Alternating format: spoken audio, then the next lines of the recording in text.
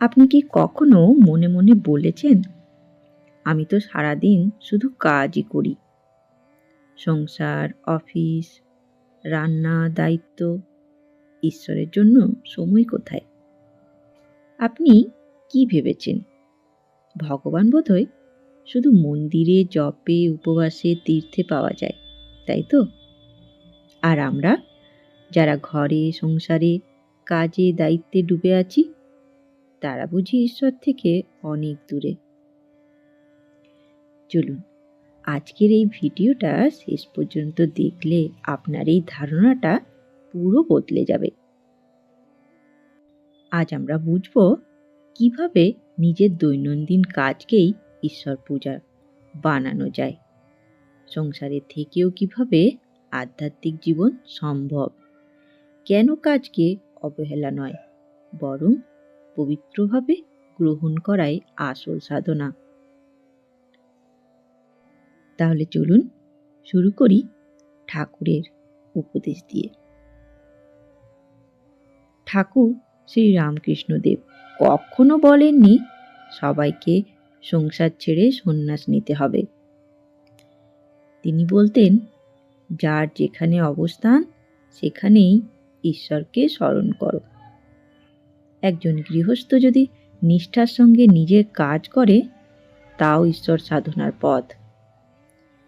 ঠাকুর বলতেন, কাজ করবে কিন্তু আসক্ত হবে না, কাজটা ভগবানের জন্য করো। ঠাকুর উদাহরণ দিয়ে বুঝিয়েছিলেন, ফুল তুলে মন্দিরে দেওয়া, প্রদীপ জ্বালানো, ভোগ রান্না করা, এসব কাজ আলাদা করে পবিত্র নয়। মনটাই পবিত্র হলে কাজ পবিত্র হয়।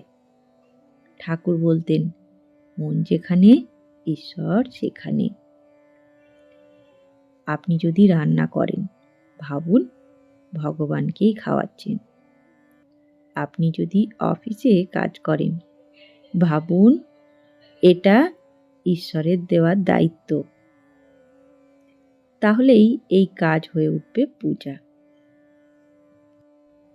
এবার আসি শ্রী শ্রী মা সারদা দেবীর উপদেশে।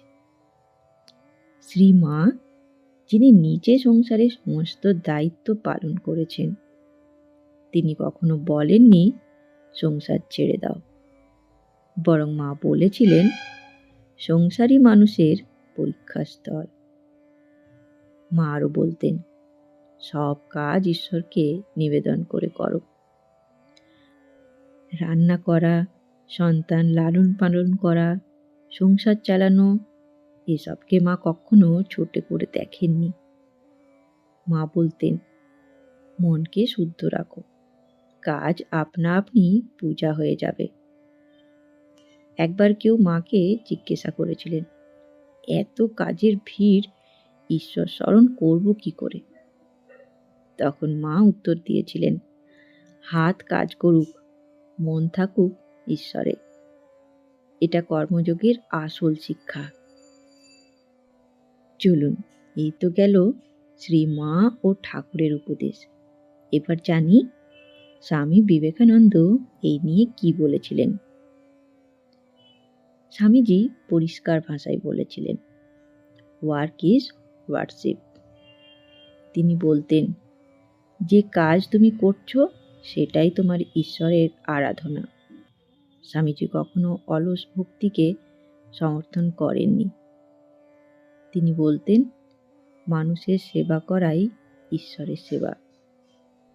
একজন শিক্ষক পড়ালে, একজন কৃষক চাষ করলে, একজন মা সন্তান মানুষ করলে, যদি সেটা নিষ্কামভাবে করা হয়, তাহলে সেটাই ঈশ্বর পূজা।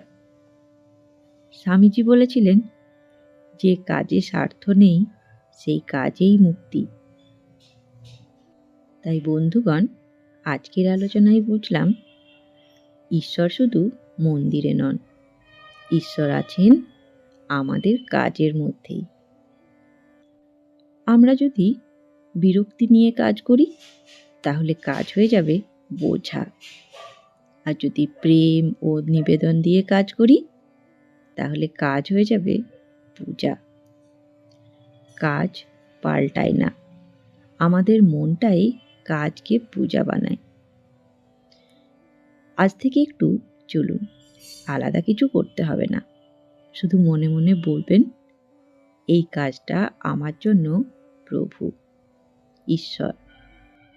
দেখবেন আপনার ক্লান্তি কমবে, মন শান্ত হবে, আর কাজের মধ্যে ঈশ্বরকে অনুভব করবেন।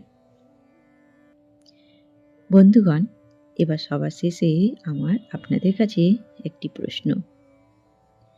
আপনি যে কাজটা প্রতিদিন করেন, সেটা কি কখনো ঈশ্বরকে নিবেদন করে করার চেষ্টা করেছেন?